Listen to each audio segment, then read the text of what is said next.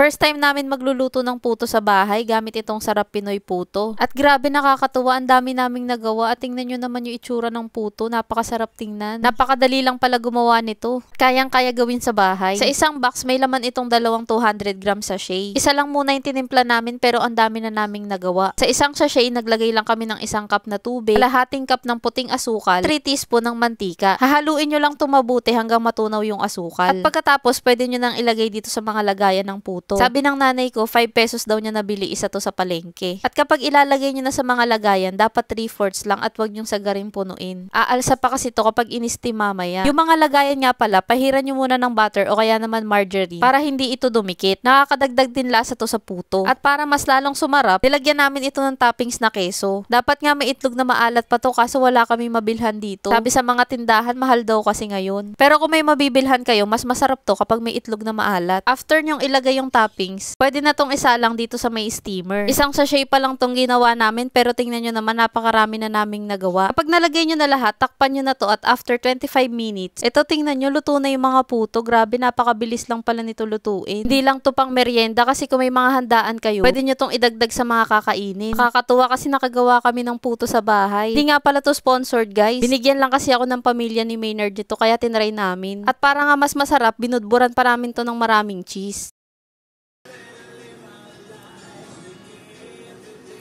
Musok pa. Sarap.